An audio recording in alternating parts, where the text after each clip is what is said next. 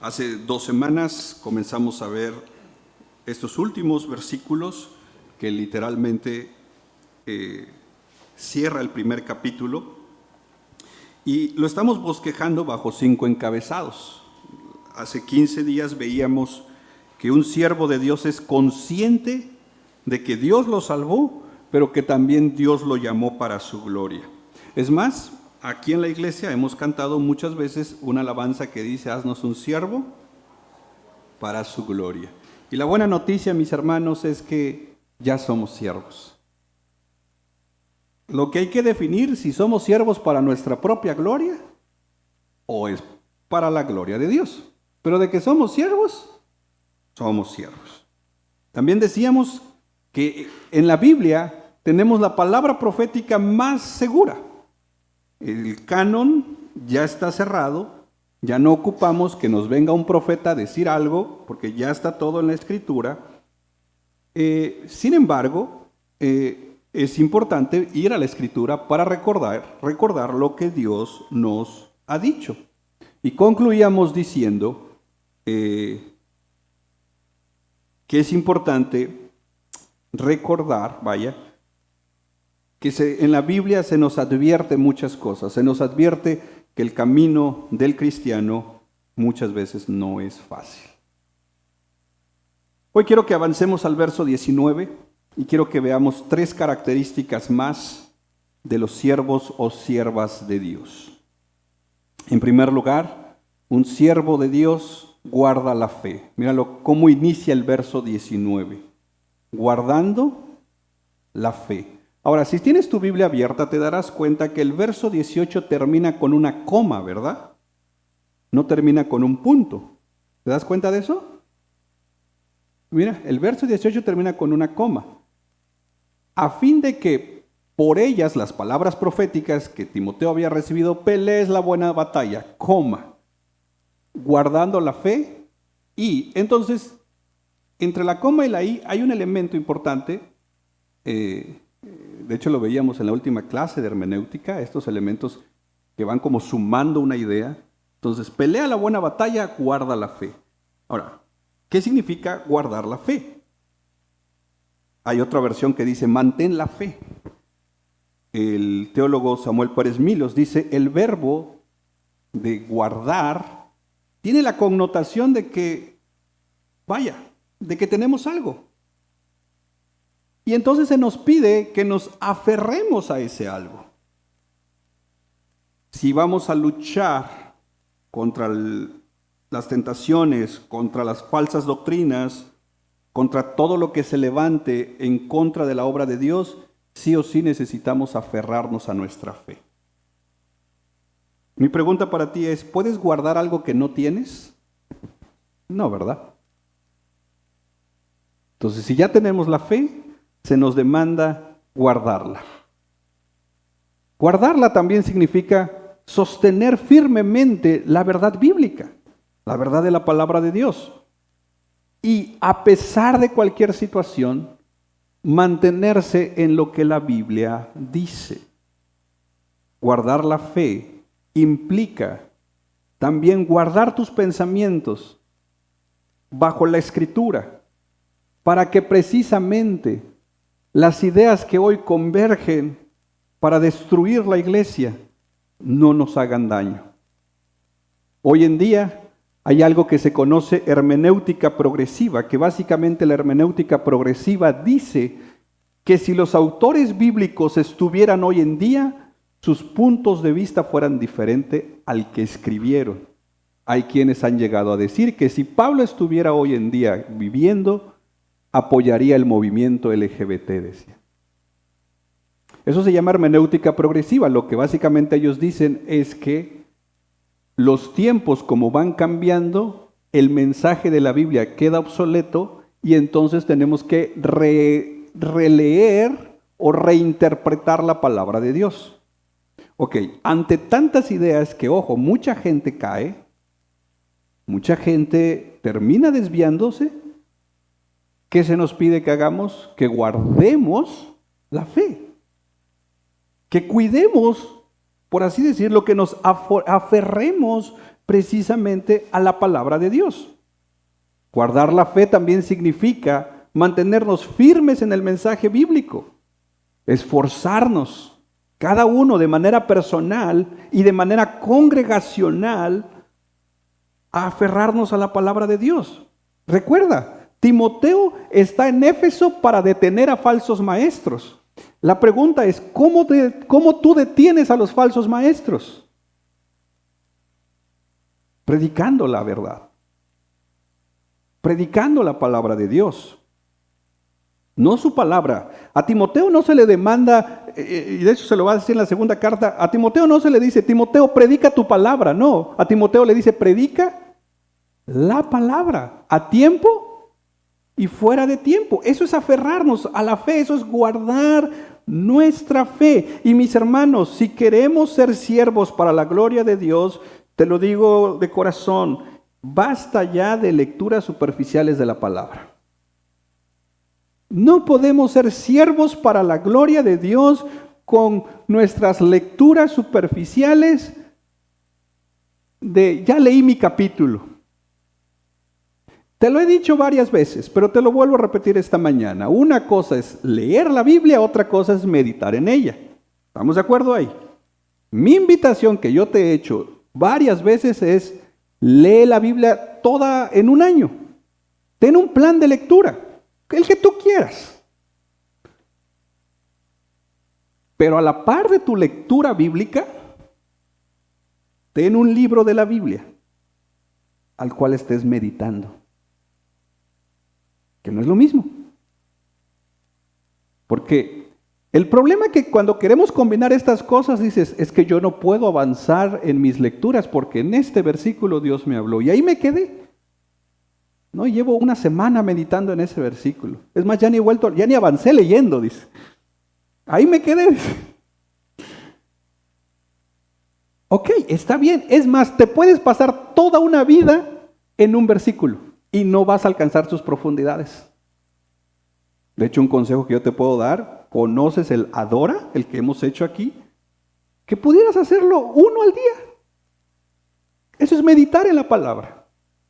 Mientras caminas con tu lectura, porque caminar con la lectura, por ejemplo, la de toda la Biblia en un año, te va a ayudar a que cuando meditas en la palabra vas a empezar a conectar versículos. Vas a decir, oye, esto aparece también en Éxodo. Oye, algo Dios ya dijo esto en Levítico, porque lo estás leyendo. No podemos ser siervos para su gloria, no vamos a poder guardar nuestra fe precisamente con lecturas superficiales de la Biblia. Pero cuando tú profundizas tu estudio en la Escritura, estás guardando tu fe. ¿Por qué? Porque el enemigo vendrá contra ti. La Biblia dice que enviará dardos a tu mente. La pregunta es, ¿cómo vamos a combatir esos dardos si no tenemos la palabra de Dios? Es más, aquí también en el guarda la fe, es una invitación para todos aquellos que predican en un púlpito, en un estudio bíblico o comparten en algún lado. Guardar la fe no es entretener al pueblo de Dios con historias.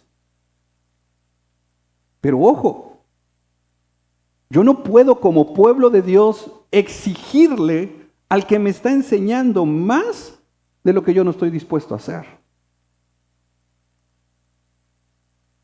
Yo no puedo exigirle a alguien una predicación expositiva cuando yo no paso tiempo en la palabra de Dios.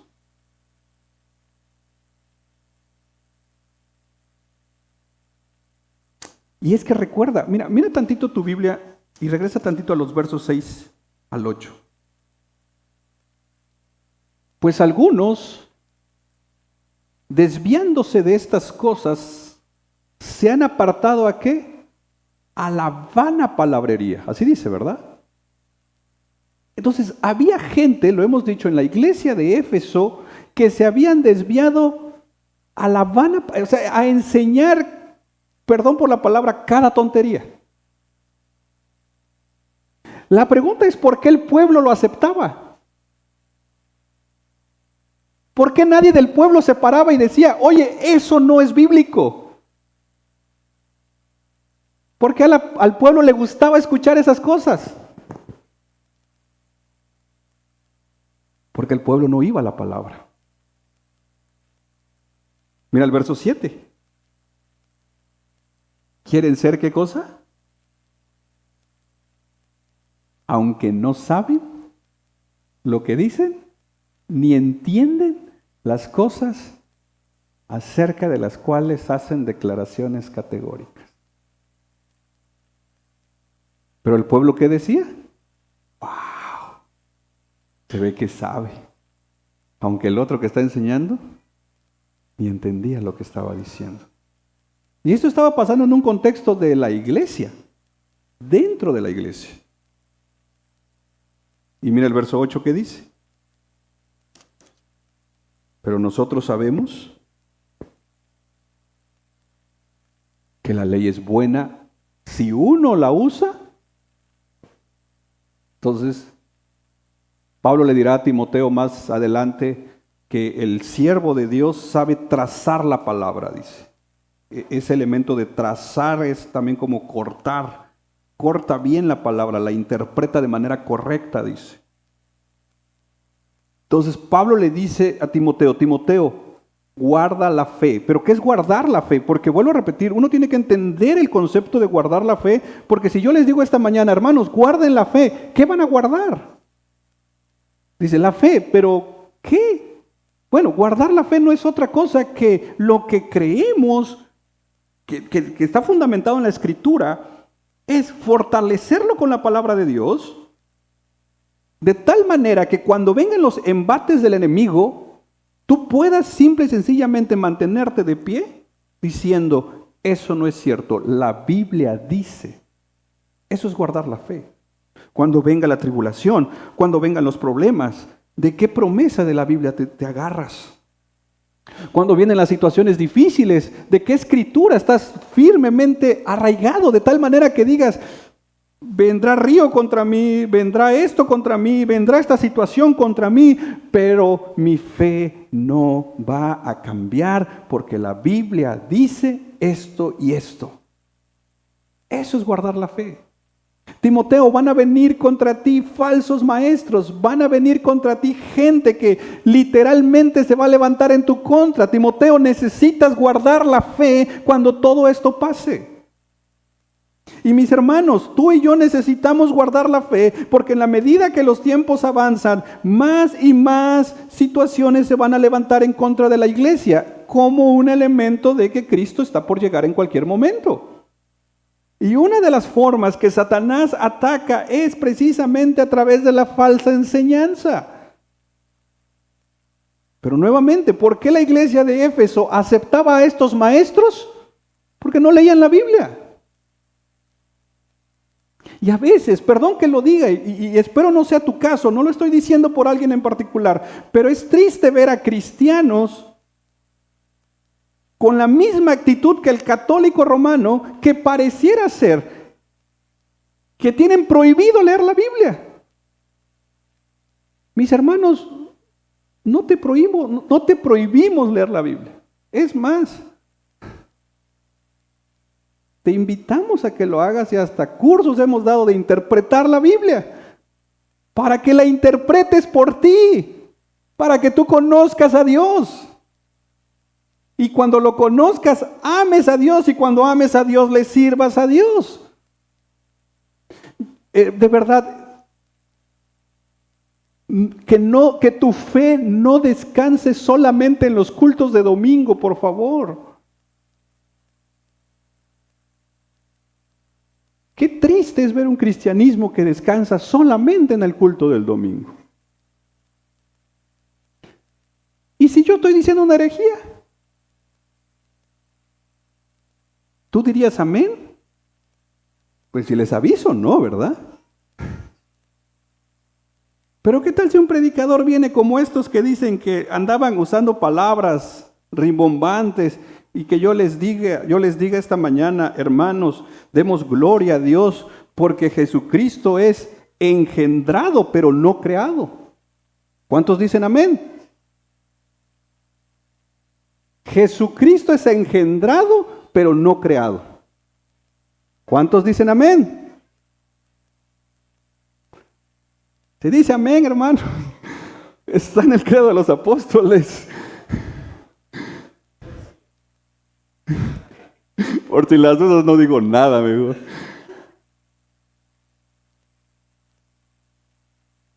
Entonces, guardar la fe no es, no es como que les invito a aprender términos ahí complejos, no, es a conocer lo que creemos para que cuando alguien venga a quererte desviar tu fe, a quererte engañar, tú te pares firme en tu fe. La Biblia dice, no, si has leído el Antiguo Testamento y has leído a los profetas cómo iniciaban muchas veces sus palabras, así dice el Señor. Bueno, tú y yo tal vez no lo podemos decir tal cual, aunque es válido, siempre y cuando lo que sigue está en la Biblia. Así dice el Señor, guarda tu fe. ¿Es válido? Sí, porque Él está aquí. Pero si te dice alguien, así dice el Señor, me tienes que dar una ofrenda de 1,000 pesos. Ahorita ya no, yo no caería. Ahí estábamos muchos.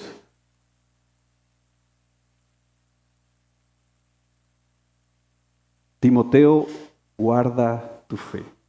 El siervo de Dios, la sierva de Dios, va a guardar su fe. Y es que mira lo importante de guardar la fe que nos lleva a nuestro segundo encabezado. Verso 19. Guarda tu fe y una buena. Mira cómo se conecta esto. Al guardar la fe, al conocer la palabra de Dios, esto conecta al nivel de nuestra conciencia. Hendrickson, un comentarista de la primera carta de Timoteo, dice, cuando guardas la fe, tu conciencia es transformada y comienzas a obedecer la voz de tu conciencia porque la voz de tu conciencia está influenciada por la palabra. De repente dicen estas frases, ¿no? Déjate guiar por tu corazón, dice. Escúchate, ¿no? Escucha tu corazón, dice. Lo que tu corazón diga, dice alguien por ahí. Bueno, ok, pero ¿qué hay en tu corazón? Porque el corazón es más engañoso. Ok, pero si llenas tu corazón de la palabra, pues guardas la fe, tu conciencia, voy a usar esta palabra en un sentido positivo, es afectada. Porque estás llenándote de la palabra. Pero si desechas la palabra, ¿qué dice tu conciencia? Date, no pasa nada. Otros tan peores. ¿Quién te está viendo? Una mentirita, no, hombre. ¿Eres calvinista? Bueno, no que siempre es salvo, siempre es salvo.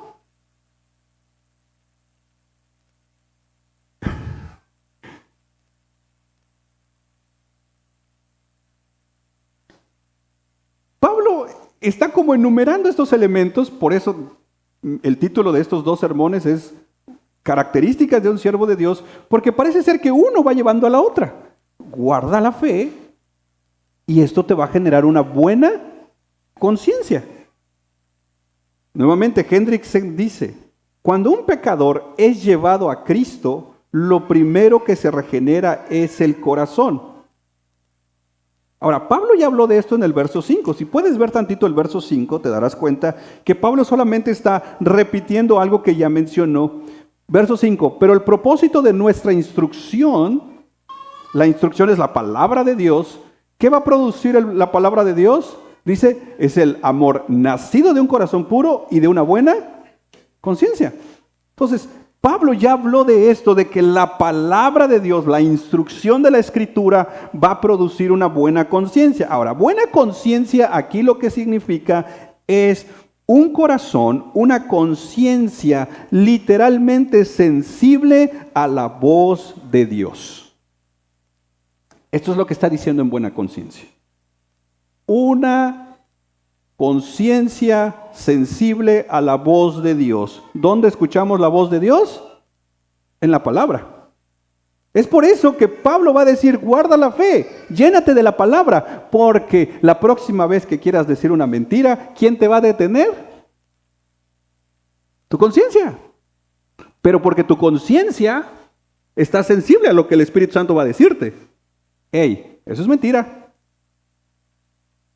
Pero cuando no estoy con una conciencia sensible, sino todo lo contrario, con una conciencia cauterizada, tal vez a lo lejos escuchamos la voz de Dios diciéndote, hey, eso no.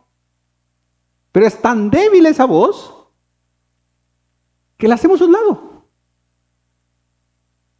Es más, muchos nos dicen, oye, esto, oye, estamos viendo esto, oye, sería bueno que corrigieras esto, oye, échale ganas acá, oye esto, oye lo otro, oye aquello. Y nosotros, como nuestra conciencia está endurecida, ¿qué hacemos? Nos justificamos. Y muchos que medio leímos la Biblia, hasta versículos bíblicos sacamos por ahí. Oh, dice, sí, la Biblia dice, sí, pero la estás interpretando mal.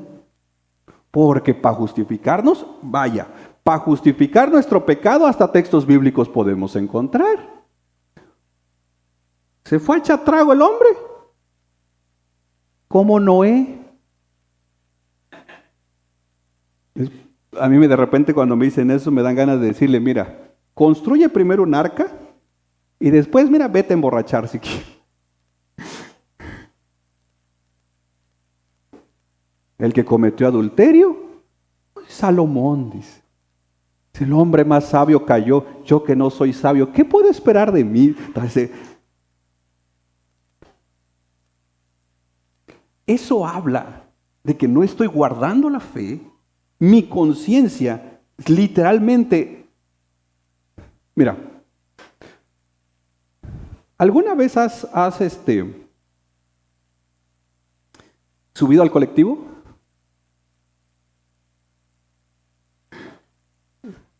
¿Qué es eso? A ver, examen, ¿cuánto cuesta el colectivo ahorita? Qué bueno que me dijeron porque no sabía. No, pero ¿nunca te ha pasado que subes al colectivo y el chofer trae una música de esas? Que ya de tanto que la has escuchado hasta te la sabes, pues. Ahora, imagínate que llevas tus audífonos y dices, no, yo soy cristiano, mi alabanza.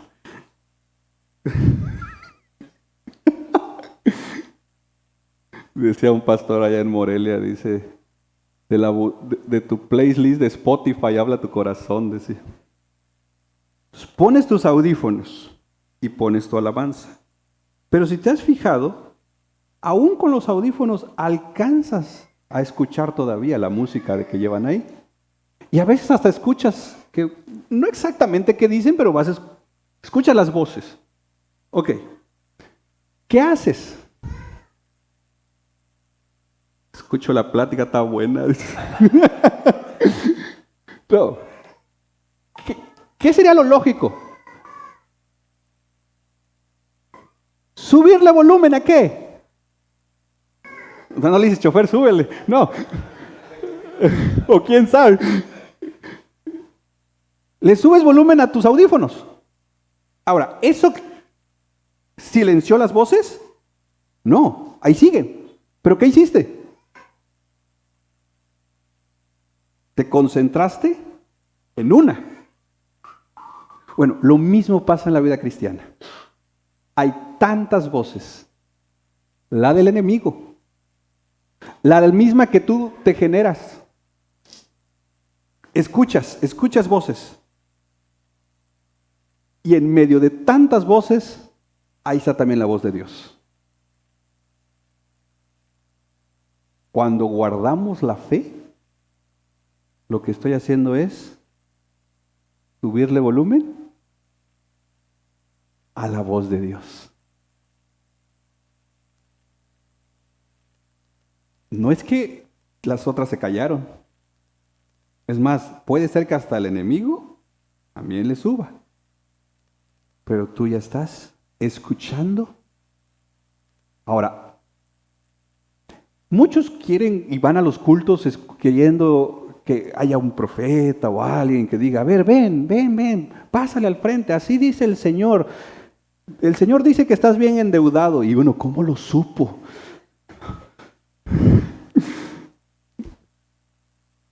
Pero este es tu año, dice. ¿Para qué no dicen? Pero este es tu año. Pero es que ese es el problema. Porque todos los días tenemos la oportunidad de escuchar a Dios diciéndonos algo. Entonces, de tal manera que cuando quieran venir y decirte, oye, dice el Señor que me des eso, tú le puedes decir, a mí no me lo ha dicho.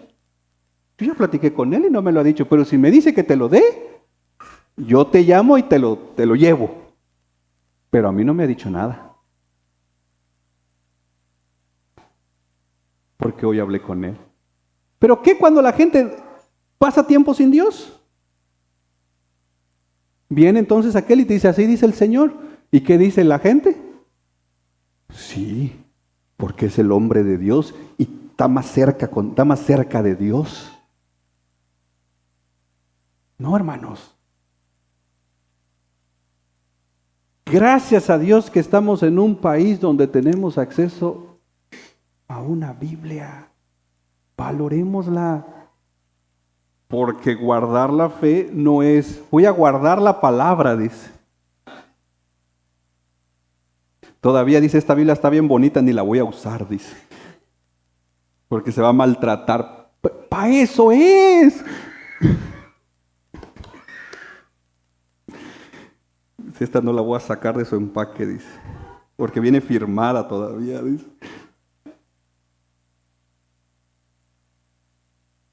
Y es que miren, tengamos mucho cuidado con el tema de la conciencia. Porque nuevamente, cuando empezamos a escuchar otras voces, la conciencia se empieza ahí a alborotar. Por ejemplo, si Cristo vendría hoy, ¿te irías con Él? La pregunta es, ¿dónde descansa nuestra seguridad? Porque muchas veces la conciencia te dice, ¿te vas así con Él? Si venías peleando en el carro, ¿cómo te vas a ir con Él?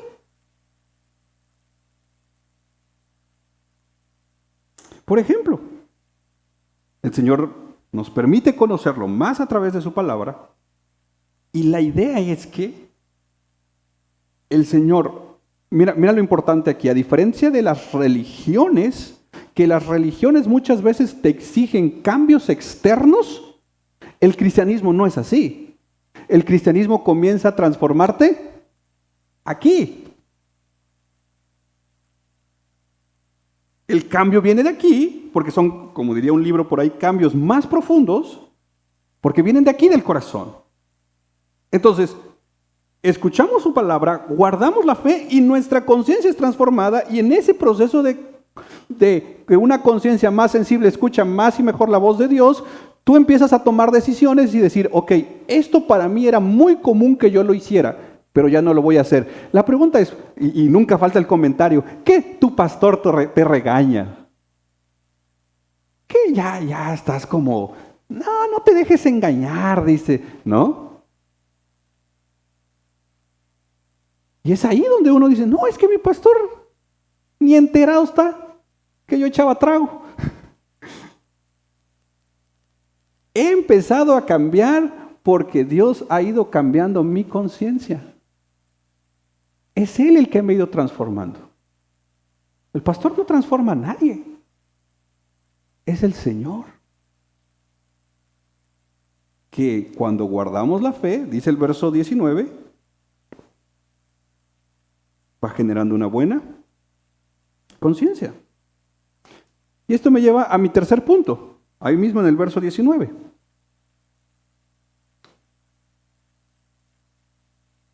Guardando la fe y una buena conciencia. Que algunos han, ¿qué cosa? Y naufragaron en lo que toca ¿a qué? A la fe. Gordon Fee, en su comentario a 1 de Timoteo, dice, Pablo, como un escritor de cartas, aquí añade una metáfora. Y dice, los tales, o estos algunos, naufragaron en la fe. Y si alguien conocía de naufragios, ¿quién era? Pablo. Entonces él mete una metáfora de literalmente una nave, un barco, que se precipita al naufragio. Ahora, aquí la pregunta es, ¿cómo? No ahorita, en el tiempo de Pablo, ¿cómo entendía Timoteo el elemento de que un barco, porque aquí hay una metáfora que Pablo usa de naufragar, cómo un barco en los tiempos de Pablo terminaba naufragando en el mar? Y dice un comentarista que todos los barcos naufragaban en el mar en el momento que se perdía el timón. Porque se perdía el timón del barco, que era lo que gobernaba el barco se iba sin rumbo. Y curiosamente se perdía el timón en las tormentas. Como la vida del creyente, que en la tormenta se aleja de Dios porque no sabe qué hacer.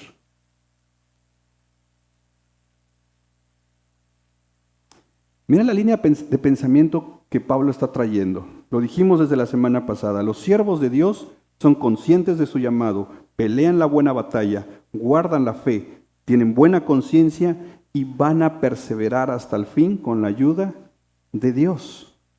Pero por el lado contrario, mis hermanos, si no somos conscientes de nuestro llamado, si no peleamos la buena batalla, si no guardamos la fe, si no dejamos que la palabra transforme nuestra conciencia, déjame decírtelo con amor, y tú sabes que no soy profeta, pero si no atendemos estos versículos, vamos a terminar naufragando en la fe.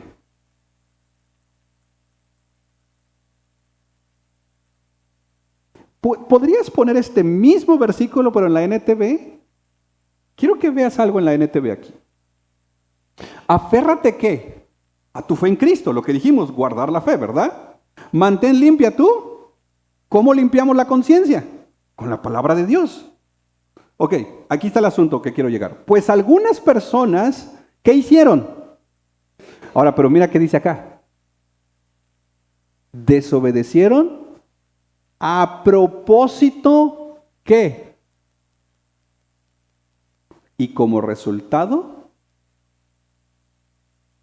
si tú haces algo a propósito, significa que tomaste una decisión, ¿verdad? Ok, la conciencia de esta gente les decía no, pero ellos decidieron no hacer caso y hacerlo. Esta gente a propósito. Ahora, esta es la lucha espiritual, esta es la guerra espiritual en la que la tentación viene, Satanás te dice esto y se supone que uno tendría que responder con la escritura. Ok, pero aquí estamos hablando de gente que no lee la Biblia, que no ora, que no se congrega, que a la iglesia le da igual y su vida espiritual está muerta. ¿Sabes qué va a terminar pasando? Va a terminar pasando justamente esto. Van a desobedecer a propósito lo que les dicta su conciencia y como resultado, tarde o temprano van a terminar siendo hombres o mujeres que van a terminar naufragando, como barcas o como barcos que están literalmente perdidos en el mar. Y el simbolismo del mar en el Nuevo Testamento es el mundo. Por eso, si te das cuenta en la profecía de Apocalipsis, dice que ya no habrá mar. ¿Te acuerdas? Ya no habrá mar. El mar, como un simbolismo, dice que será de cristal. Ok, el mar, en el símbolo, como un símbolo, en el Nuevo Testamento, el tema del mar es el mundo. ¿Dónde estamos nosotros? En el mundo. Literalmente, tu vida y mi vida son como barcos en el mar, en el mundo. Por eso hay hasta alabanzas que dice, Cristo es mi capitán. Él lleva mi barco y lo llevará a puerto seguro. Ok, wow, qué padre que sea así. Pero ¿qué cuando A propósito, yo dejo de leer la Biblia, dejo de servirle a Dios, dejo de congregarme, mis disciplinas espirituales se van muriendo porque tengo miles de cosas que hacer. Satanás va a venir con un dardo que te va a decir, no te preocupes, mañana empiezas, la otra semana, el otro mes ya le echas ganas, ya que te autoricen ese trabajo, ya que te digan esto, ya que te den lo otro, ahí sí, empieza a echar ganas, ahorita mira, llévatela leve. Hermanos, de verdad, qué triste es ver gente que caminaba bien en el Evangelio y algo les pasó y no supieron cómo luchar contra ese algo. Hoy están espiritualmente muertos. Qué triste. Y mi petición para ti es, no seamos esos cristianos, porque creo que tú conoces a alguien que un día corrían bien. Le echaban ganas, predicaban, servían. Ahí estaban en primera fila, ahí estaban temprano en los cultos, se sumaban, aportaban. Y hoy, ¿dónde están? Naufragaron. No somos mejores que ellos. No hemos llegado al puerto. Seguimos en el mar.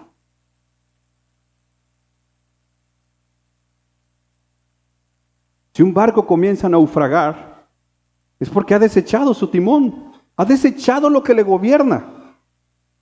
Y siguiendo esta metáfora marinera, ¿qué sería el timón en nuestra vida? La palabra de Dios.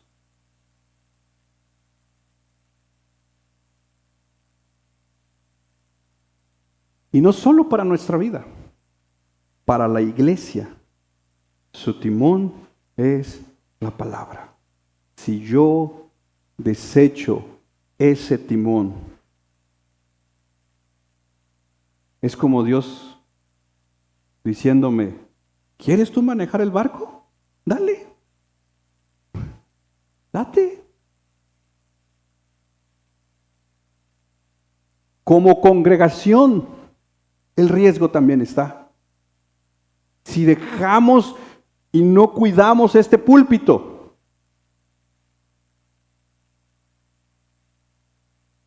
el timón de la congregación es la palabra de Dios. Si dejamos que desde este púlpito se comience a hablar cuanta cosa se nos ocurra, vamos a naufragar como iglesia, hermanos. Y que no seríamos la primera. ¿Cuántas congregaciones comenzaron bien? Y en el camino se perdieron. Porque nadie se levantó diciendo, estamos naufragando, regresemos a la palabra.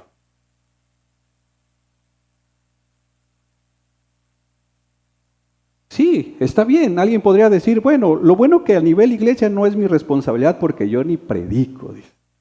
Está bien. Pero a nivel de tu vida, tú eres el responsable. Y no te vas a dar cuenta cuando la tormenta llegue, porque simple y sencillamente ya no tendrás ningún timón en tu barca. Ahora, ¿te das cuenta que el texto dice algunos? Ahora, al menos no dice muchos. Pero dice algunos. La pregunta es, ¿cuántos son algunos? No lo sabemos. Aquí lo que debemos de tener cuidado es no ser nosotros esos algunos.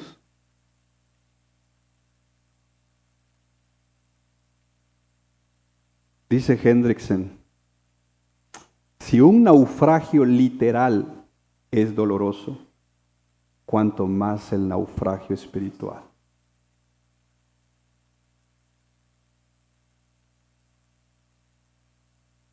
En septiembre del año pasado, muchos supimos de la noticia de un gran pastor y predicador que fue descubierto en una relación de adulterio. Llevaba 5 años en esa relación. Algunos lo consideraron como uno de los mejores predicadores de los últimos años.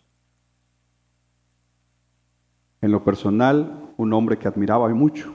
Y recuerdo cuando leímos la noticia con mi esposa, nos pusimos tristes porque sus predicaciones nos han bendecido mucho. Es más, mi primera reacción fue: eso no es cierto. Les están levantando un falso. Pero al pasar los meses, resultó que todo era cierto. Y se han dicho muchísimas cosas. Pero justo antier, el día viernes, leía yo un artículo de un amigo muy cercano a este hermano, que prácticamente habla de este proceso que él ha tenido. Y me llamaba la atención algo y por eso lo traigo a colación. Porque en este artículo que él escribe, este amigo muy cercano de este hombre que cayó, dice: estaba tan sorprendido, herido y desconcertado como todos los demás cuando en septiembre del año pasado confesó una relación adúltera, este otro hermano. Para combatir el reflejo egoísta que sentía en mi corazón de sentirme indignado, dice, le envié un mensaje de texto diciendo: estaré orando por ti. Su conmovedora respuesta contenía una palabra que ha resonado en mis pensamientos cada vez que he pensado en él desde entonces. El hermano que cayó dijo: mi situación es como un naufragio. La semana pasada prediqué 1 Timoteo 1:19 sobre aquellos que no han mantenido su fe con buena conciencia y terminaron naufragando su fe. Me conmovió cuando él me dijo que él sentía que había naufragado. Estamos hablando de, creo yo, uno de los mejores predicadores que ha habido en los últimos años. Su fe terminó naufragando. Hermanos, yo creo que ningún cristiano se levanta por la mañana diciendo: aprovechando que hoy no tengo nada que hacer, me voy a alejar de Dios. Aprovechando que tengo el día libre, voy a desechar la palabra de Dios de tal manera que ya no me va a importar nada y voy a dejar que la corriente de este mundo me lleve a donde sea. Quiero pensar que nadie piensa de esa manera. Lo curioso es que muchas veces es justamente lo que hacemos. Cuando dejamos de orar, cuando dejamos de congregarnos, cuando dejamos de servir en la obra de Dios, cuando dejo la palabra de Dios, cuando levanto barreras alrededor de mi vida para que nadie se meta en mi vida y nadie me diga nada, y es más, yo no camino con nadie, en esencia, cuando mi actitud es esa, no es otra cosa que estar dejando el timón y permitir que mi barco, mi vida, comience a naufragar. Mis hermanos, las corrientes de este mundo, de hecho, Efesios capítulo 2, verso 1, ¿te acuerdas? Habla de las corrientes de este mundo. No son pequeños ríos al cual nosotros vamos a poder controlar. No, mis hermanos. ¿Cómo te lo explico? Satanás no va a tener piedad contigo. A Satanás no le importa si tienes cargos en la iglesia o cuántos años llevas en el evangelio. Satanás quiere destruirte. Y Satanás va a venir con todo lo que pueda para destruirnos. Y lo ha logrado muchas veces con tantos hombres y mujeres de Dios que hemos conocido y que hoy han caído.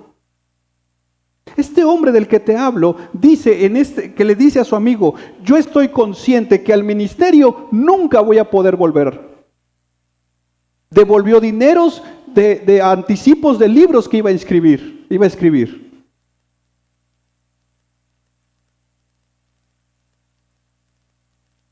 Es más, dice que está buscando un trabajo secular. Se está congregando ya en una iglesia. Pero él dice, naufragué, mi fe naufragó. Vuelvo a repetir, nadie se levanta diciendo, hoy me voy a alejar de Dios.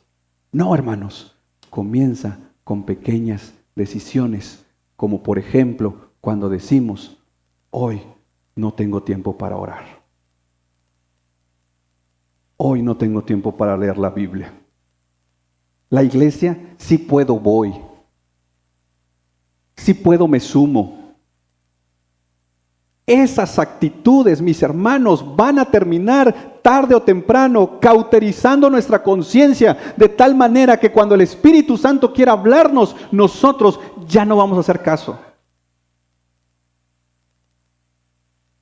Hay quienes dicen, pero yo leo la Biblia en mi casa, oro en mi casa y con eso es suficiente. Ok, mi pregunta para ti, si tienes esa actitud, y te lo digo de manera sincera, si tu actitud es, no, yo aquí en mi casa, aquí oro, aquí hago mi devocional, aquí tengo mi tiempo con Dios, ok, está bien. Mi pregunta para ti es, ¿qué Biblia estás leyendo? Porque la Biblia cristiana hay un montón de versículos que te llaman y te recuerdan que eres parte del cuerpo de Cristo. Qué mala actitud de un cristiano que quiera vivir su cristianismo solo. Mi hermano, mi hermana, si esta es tu actitud, te lo digo en el amor de Cristo, tarde o temprano vas a terminar naufragando. No lo deseo, pero la Biblia nos lo recuerda. La vida cristiana no es para vivir barcas solitas allá, no. A Satanás le encanta eso, hermanos. A Satanás le encanta encontrar barquitos allá que están solitos. Los destruye a la primera.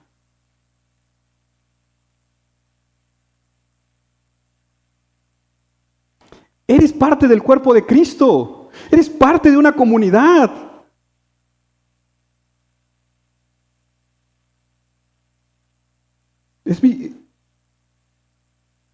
Pues tengo que advertirte esto.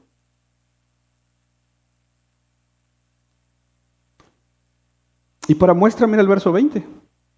¿Puedes poner el verso 20 en la NTV? Por favor. Ya vimos en el verso 19, algunos desecharon la fe, naufragaron. Y mira cómo inicia el verso 20. Himeneo, ¿y quién? ¿Son qué? ¿Ejemplos de qué?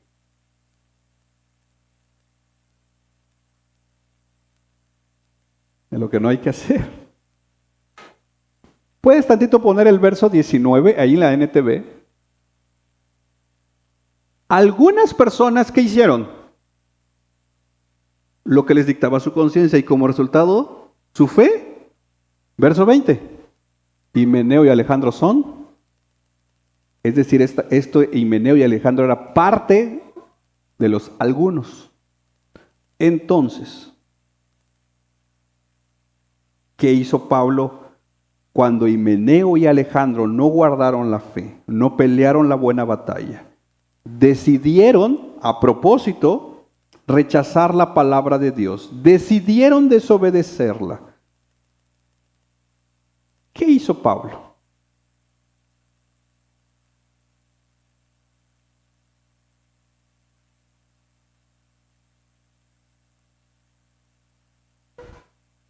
Dice que los expulsó. Pero no solo fue el hecho de, vámonos. ¿Qué hizo?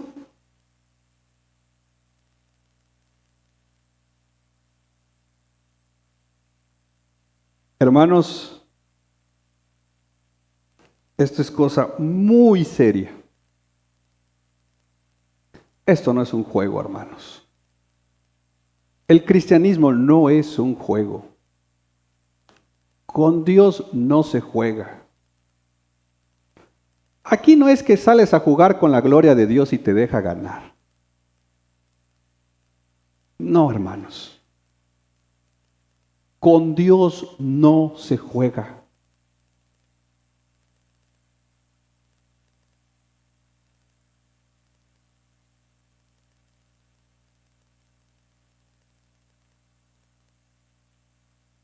Yo te pido en el nombre de Jesús, y te lo digo con temor y temblor, y te lo digo como pastor, por favor, no te alejes de Dios. No te alejes de su presencia. No te alejes de su iglesia. Satanás está como león rugiente. Te va a destruir. Si estás casado, casada, va a destruir tu matrimonio. Si tienes hijos, los va a hacer pedazos. Y no vengas llorando echándole la culpa a Dios. El responsable de abrirle la puerta a Satanás somos nosotros.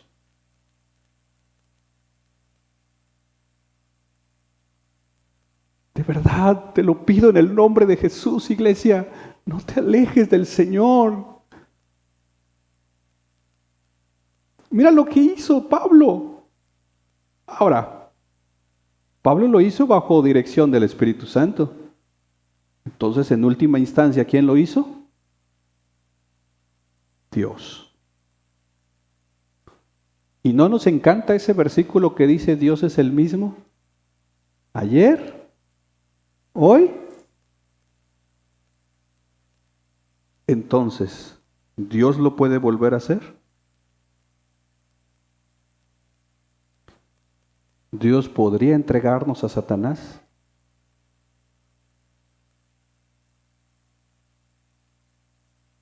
Hermanos, es cosa muy seria esto. Esto no es un juego. No nos creamos fuertes. Ahí está el ejemplo de este hermano. Algunos decían que iba a ser el sucesor de John MacArthur. Y su respuesta es: naufragué.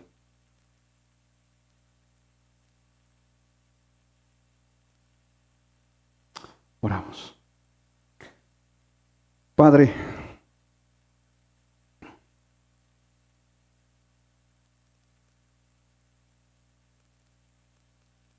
tu iglesia no es un club social para que juguemos con ella.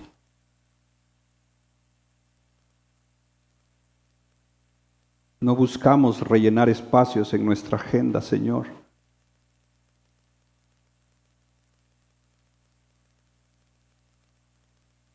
Metiéndote a ti.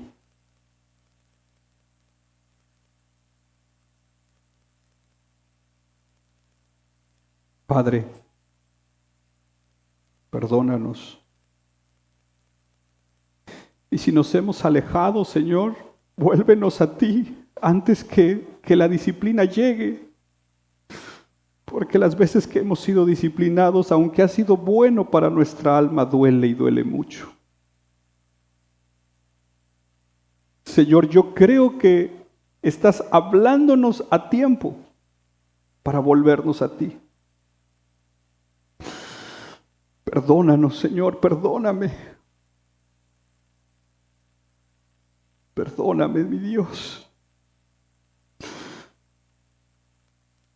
No soy mejor que Himeneo, no soy mejor que Alejandro, soy necesitado de ti, Señor. No quiero que mi vida naufrague. No soy mejor que este hermano que cayó. Un gran siervo tuyo, como muchos grandes siervos y siervas que han caído, Señor, no somos mejores que ellos. Vuélvenos a ti. Atráenos nuevamente con cuerdas de amor. Y Señor, si al final no escuchamos, atráenos con disciplina, pero no nos entregues a Satanás. No nos expulses. No entregues nuestra vida ni nuestra familia a Satanás, Señor, porque tú lo puedes hacer. Porque lo has hecho.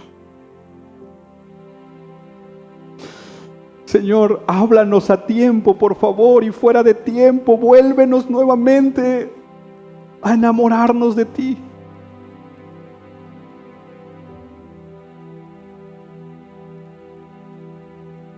Te necesitamos. Sigue orando, iglesia, mientras nos ministran.